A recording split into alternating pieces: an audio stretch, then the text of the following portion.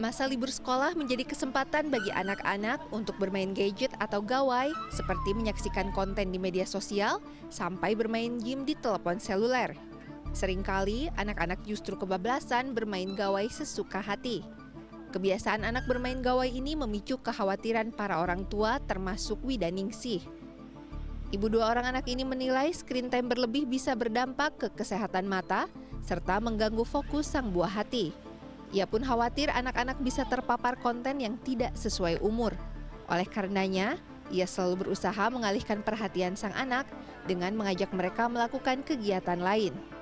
Khawatirnya ya itu kalau misalkan udah main HP, kalau dipanggil nggak fokus, nggak denger. Terus kalau disuruh apa-apa juga susah, nggak fokus ke pelajaran juga kalau misalkan di sekolah. Jadi tuh gurunya, oh ini kayaknya kelamaan main HP. Jadi salah satu caranya gimana nih Mam, biar di rumah ada kegiatan, coba apa kegiatannya gitu. Ya, salah satunya ya itu mungkin ajak main keluar atau ada kegiatan di rumah bikin masak-masak di rumah bareng kayak gitu. Hal senada diungkapkan Susan Siti Julaiha. Ia menyebut selain kesehatan mata akibat terpapar cahaya, gawai juga ikut berdampak pada emosi anaknya yang seringkali tantrum. Susan pun akhirnya menerapkan aturan ketat untuk anaknya, termasuk membatasi screen time anak. Iya, kesehatan sama gampang tantrum. Kalau misalnya disuruh udah beres teh udah suka gampang itu gini. Marah-marah kayak gitu, ngamuk gitu. Emang udah main HP sih. Iya, soalnya kan teman-temannya juga pada main HP jadi pengen minta gitu anaknya, pengen minta main HP juga gitu. Tapi dibatasin nggak biasanya kalau sehari-hari gitu? Iya dibatasin, paling kalau misalnya main HP kalau hari libur cuma Sabtu Minggu doang. Kalau hari sekolah enggak? Iya kalau hari sekolah enggak main HP. Libur panjang gini gimana tuh berarti hitungannya? Hitungannya paling di jam aja, 1-2 jam, kalau nggak 3 jam kayak gitu aja. Sejumlah orang tua lain juga memilih untuk mengajak anak-anaknya berkegiatan untuk mengalihkan perhatian terhadap gawai.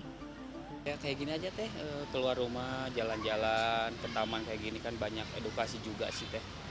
Jadi bisa bermain gitu, jadi nggak terlalu sama gadgetnya juga gitu sih. Kalau diajak keluar, kalau di rumah ngapain berarti biar lupa gitu sepertinya? Paling baca-baca yang di sekolah kayak gitulah, majalah kayak gitu, majalah anak. Majalah anak, terus paling belajar nulis yang kayak gitu-gitu, terus mainan anak-anak yang kayak puzzle, terus mainan masak-masakan yang kayak susah sih kadang namanya anak tergantung mood ya.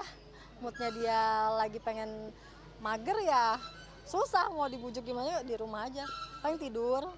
Kadang kalau saya udah nggak benar-benar nggak bisa dialihin, ya udah ambil HP tidur aja istirahat.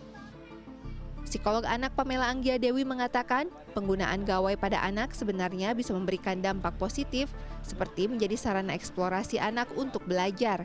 Namun demikian, sejumlah dampak negatif juga mengintai apabila penggunaannya tidak diawasi dengan baik. Selain kesehatan fisik seperti mata mudah lelah dan mengganggu pola tidur, screen time berlebih juga bisa berdampak pada kesehatan mental anak. Jadi lama-lama juga mempengaruhi kesabaran, mempengaruhi regulasi emosi. Belum nanti kalau paparannya adalah paparan konten negatif gitu. Konten negatif itu gimana? Maksudnya konten yang